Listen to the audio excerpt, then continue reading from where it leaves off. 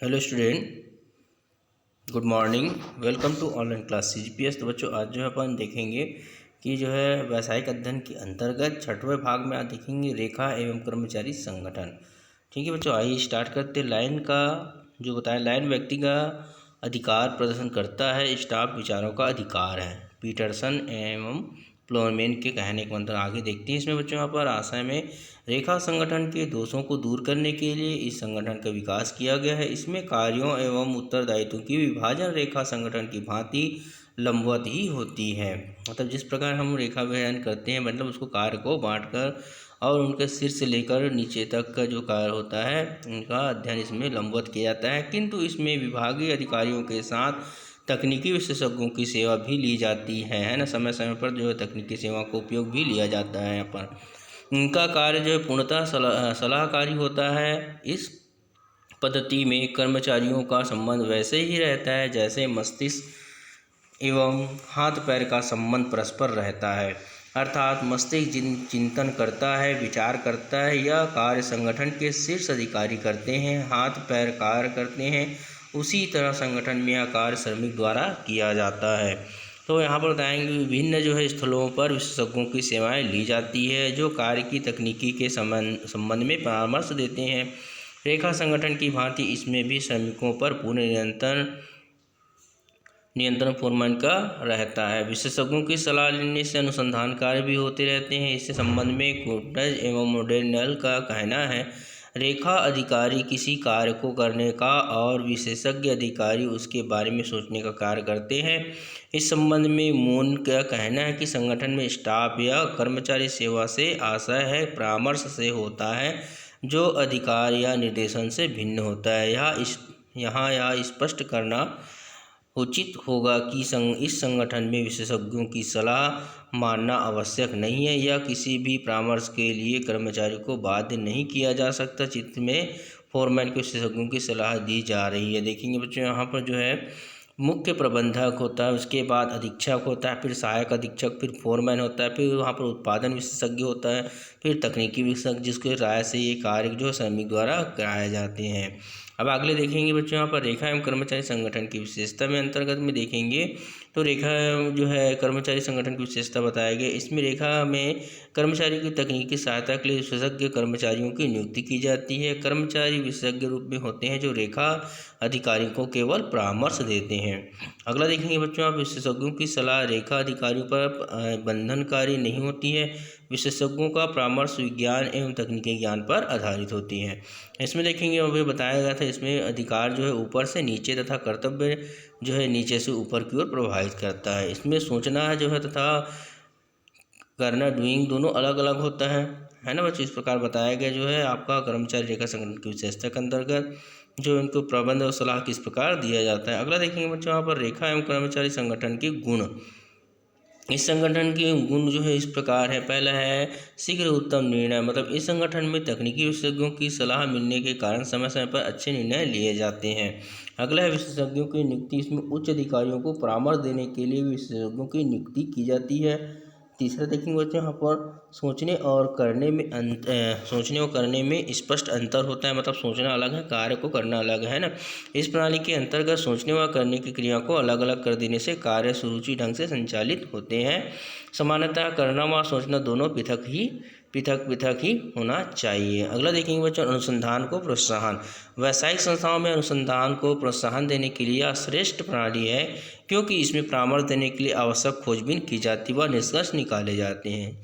नया नया तकनीक उपयोग किया जाता है ना। यहाँ पर कुशल, पांचवा देखें कुशल कर्मचारी के लिए सुअवसर। मतलब इस संगठन में कुशल कर्मचारियों की उन्नति के लिए सुअवसर मिलता है क्योंकि इसमें अधिक उत्तरदायित्व पूर्ण पदों की संख्या में वृद्धि हो जाती है। तो आइए बच्चों अगला देखते हैं अपन जो है रेखा एवं कर्मचारी संगठन के दोष, क्या दोष होते हैं इसमें बताया गया है। तो यहाँ पर देखेंगे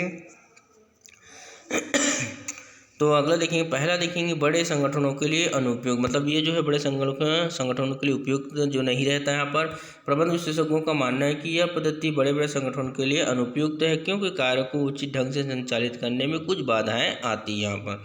अगला देखेंगे भ्रम की आशंका। मतलब इस संगठन में लाइन व स्टाफ के मध्य अधिकार व कर्तव्यों के लिए सदैव भ्रम की स्थिति बनी रहती है। तीसरा है विशेषज्ञ उत्तरदायित्व से मुक्त, मतलब जो वहाँ पर विशेषज्ञ रहते हैं उत्तरदायित्व से मुक्त रहता है। फोरमैन या अन्य उच्च अधिकारियों को विशेषज्ञों की सलाह दी जाती है, किंतु इसके गलत परिणामों के लिए विशेषज्ञों को उत्तरदायी नहीं ठहराया जाता।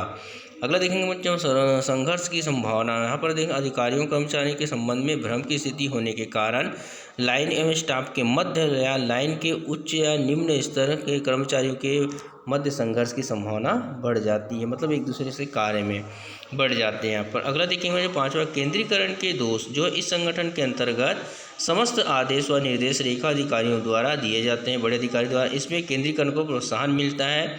केंद्रीकरण अच्छे संगठन का एक अवगुण होते हैं। ठीक है बच्चों, समझ आया मेरे ख्याल से आपको। अगला देखते हैं रेखा एवं रेखा तथा कर्मचारी संगठन में अंतर। तो आधार दिया गया है, रेखा संगठन दिया, रेखा तथा कर्मचारी संगठन के अंतर्गत देखेंगे आप बच्चों यहाँ पर कि सत्ताधारी अधिकार सत्ता जो रहता है, इसमें अधिकार व सत्ता एक रेखा के रूप में प्रवाहित होता है ऊपर से नीचे। आप देखेंगे बच्चे इसमें भी अधिकार एवं सत्ता एक रेखा के रूप में ही प्रवाहित होते हैं। आदेश की एकता, इसमें आदेश की एकता का सिद्धांत लागू होता है। इसमें भी किसी भी कर्मचारी अधिकारी को केवल एक ही उच्च अधिकारी द्वारा आदेश प्राप्त हो। इसमें अधिकारी के साथ साथ अन्य विशेषज्ञों से भी आदेश प्राप्त होते हैं। विशेषज्ञ मतलब चिंतन व क्रियान्वयन का कार्य शीर्ष कर्मचारियों के पास रहता है, अतः विशेषज्ञों की आवश्यकता नहीं पड़ता। इसमें जो दिया है चिंतन का कार्य शीर्ष प्रबंध व आवश्यक परामर्श देने का कार्य विशेषज्ञों के द्वारा किया जाता है, तथापि विशेषज्ञों की सलाह प्रबंधनकारी नहीं होती है। अगला देखेंगे बच्चों अनुशासन। इसमें अनुशासन कठोर होता है, इसलिए इसे सेना संगठन का नाम दिया गया, सेना संगठन। इसमें भी अनुशासन कठोर होता है। इसमें देखेंगे दायित्वों का निर्धारण। इसमें दायित्वों का निर्धारण सलाह पूर्वक किया जाता है। इसमें विशेषज्ञों की नियुक्ति के कारण दायित्वों के निर्धारण में बाधा उत्पन्न होती है। निर्णय मतलब इसमें जो निर्णय संबंधी कार्य उच्च प्रबंधकों को करना होता है, अतः निर्णय व कार्य आसान होता है इसमें, है ना बच्चों। इसमें बताया गया है निर्णय करने के पूर्व जो है विभिन्न विशेषज्ञों की सलाह लेनी पड़ती है, अतः निर्णय में कुछ विलम्ब हो जाती है ना। अगला देखेंगे बच्चों यहाँ पर उपयुक्तता का क्षेत्र, जो है छोटे संगठन में जहाँ प्रत्येक कार्य छोटे छोटी इकाइयों या विभागों में किया जाता है वहाँ के लिए अब उपयुक्त है, जबकि नवीन जो परिवर्तन से छोटे या बड़े संगठन के लिए अपनाने उत्तम होता है। प्रबंध विकास, इसमें बताया है जो इसमें पदोन्नति के अवसर कम मिलते हैं, इसमें बताया गया है रेखा संगठन के अंतर्गत, अतः प्रबंध के विकास के अवसर अपेक्षाकृत कम होता है। इसमें पदोन्नति के पर्याप्त अवसर रहने से प्रबंध विकास के अवसर अच्छे रहते हैं बच्चों, है ना। अब अगला देखते हैं बच्चों औपचारिकता एवं अनौपचारिकता, मतलब जो हम कार्य करते हैं औपचारिकता रूप में, अनौपचारिक जिसमें अपन काम नहीं करते। तो इसमें देखिए संगठन के प्रकारों या प्रारूप को विभिन्न अधिकारों पर वर्गीकृत किया जाता है। इसमें एक प्रकार औपचारिकता या अनौपचारिक संगठन भी होता है। औपचारिक संगठन के अंतर्गत जो है फार्मूला ऑर्गेनाइजेशन के आशय बताए गए चेस्टर आई वार्डन के अनुसार जो है औपचारिक संगठन वह है जो दो या दो से अधिक व्यक्तियों की क्रिया समान उद्देश्य की पूर्ति के लिए जागरूकता के साथ समन्वय की जाती है। इस प्रकार प्रत्येक औपचारिक संगठन के लिए 3 बातों का होना आवश्यक है। पहला है प्रत्येक व्यक्ति एक दूसरे के बीच संपर्क बनाने की स्थिति में हो, मतलब हर सब एक दूसरे से संपर्क रहे। दूसरा है उनके उद्देश्य समान हो, मतलब जो कार्य उन्होंने सोचा उनको एक समान होना चाहिए उद्देश्य उसमें। तीसरा दिया उद्देश्य पूर्ति के लिए कार्य करने के तैयार हो, मतलब जो हम उद्देश्य बनाए इसमें कार्य के लिए तैयार होना चाहिए। इस प्रकार 3 जो महत्वपूर्ण उसके बताया गया है। अगर देखते हैं इसमें बच्चों औपचारिकता संगठन को प्रभावित करते हुए हर्बर्ट है ना साइमन ने कहा है कि औपचारिकता संगठन में स्थायी व अमूर्त जो है नियम सम्मिलित होते हैं जो प्रत्येक सहभागी कार्य व व्यवहारों को प्रभावित करते हैं। औपचारिकता जो है संगठन की संरचना इस प्रकार की जाती है कि उपक्रमों के उद्देश्य की प्राप्ति की जा सके। इस प्रकार एक निर्धारित समय जो एक निर्धारित नियम चार्ट व विधान के तहत कार्य करने वाले व्यक्तियों का संगठन औपचारिकता संगठन कहा जाएगा। अब यहाँ पर देखते हैं औपचारिक संगठन की विशेषताएं के अंतर्गत बच्चों यहाँ पर कैरेक्टरिस्टिक्स ऑफ फार्मूला ऑर्गेनाइजेशन। औपचारिक संगठन में निम्न लक्षण होते हैं। पहला, यह संगठन समान उद्देश्य के लिए स्थापित किए जाते हैं। दूसरा, यहाँ पर सत्ता का भारापण ऊपर से नीचे की ओर की जाती है। यहाँ पर सभी को मालूम बच्चों पर समस्त सदस्यों के अधिकार और दायित्व स्पष्ट होते हैं। यहाँ पर सदस्यों के मध्य व्यक्तिगत संबंध होते हैं। यहाँ पर व्यक्तिगत ना होकर संगठन पूर्व निर्धारित निश्चित उद्देश्यों के लिए ही बनाया जाता है। इसमें इसमें आदेश की एकता का पालन किया जाता है। ऐसे 7वां नंबर ऐसे संगठन के निर्धारित नियम या चार्ट विधान नीति व नियोजन निश्चित होते हैं, मतलब जो हमने कार्य किए हैं उसको निर्धारित किया जाता है। अब देखते हैं औपचारिक संगठन के लाभ। इसमें जो होता है एडवांटेज ऑफ द फार्मूला जो ऑर्गेनाइजेशन, इस संगठन के निम्नलिखित लाभ होते हैं। पहला, औपचारिक संगठन में अधिकार व एवं कर्तव्य की स्पष्ट व्याख्या होने से आपसी मतभेद होने की संभावना कम रहती है। दूसरा देखेंगे, उद्देश्यों की प्राप्ति इन संगठनों में आसानी से की जा सकती है। तीसरा दिया है, समस्त व्यक्तियों के मध्य व्यक्तिगत एवं औपचारिक संबंध रहने से पक्षपात होने का डर नहीं रहता। चौथा देखें, इन संगठनों में कार्य का दोहराव नहीं होता है। पांचवा, समस्त कार्य सामान्य नियमों एवं सिद्धांतों के अनुसार ही किया जाता है। छठवां देखें, अधिकारियों और कर्तव्य की स्पष्ट व्याख्या होने से टकराव की स्थिति नहीं रहती, मतलब सबका अधिकार एक का कर्तव्य रहता है। सातवां देखें, प्रत्येक व्यक्ति अपनी त्रुटि के लिए स्वयं उत्तरदायित्व होता है, जो है ना अपनी त्रुटि दूर करने पर थोप नहीं सकता दूसरे को। इस संगठन में आदेश व निर्देश की एकता बनी रहती है, सभी को मिलकर उसको आदेश को पालन करना है। उसमें देखेंगे 9वां नंबर जो है, विशिष्टीकरण व श्रम विभाजन के सभी लाभ प्राप्त होते हैं, अलग अलग जो है उसको कार्य दिया जाता है।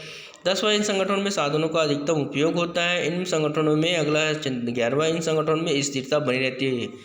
अगला इसमें दिया है प्रमाणिकता जो है, प्रमाणित कार्य व नियंत्रण उचित रहता है। 13वां देखेंगे, इसमें इन संगठनों में व्यक्ति के स्थान पर उसका कार्य या पद महत्वपूर्ण होता है, जिस कार्य के लिए वो सौंपा गया है या जिस कार्य में वो कर रहा है।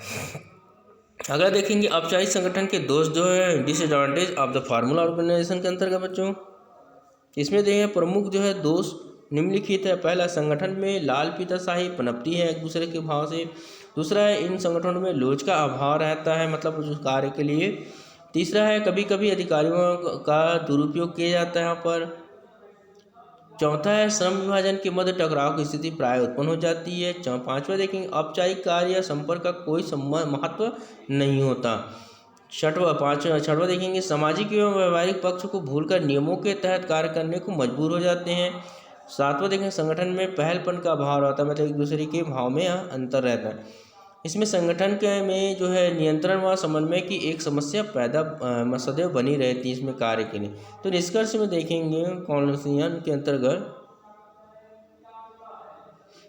के अंतर्गत जो है निष्कर्ष में, वर्तमान में विभिन्न खोज, उत्पादन, विपणन, यातायात, प्रबंध, व्यापार, सरकार सभी औपचारिक संगठन के उदाहरण हैं। स्पष्ट नीति, कार्य, अधिकार एवं उत्तरदायित्व के कारण प्राय इन्हीं संगठनों के माध्यम से विकास कार्य या उद्देश्य की पूर्ति की जाती है ना बच्चों।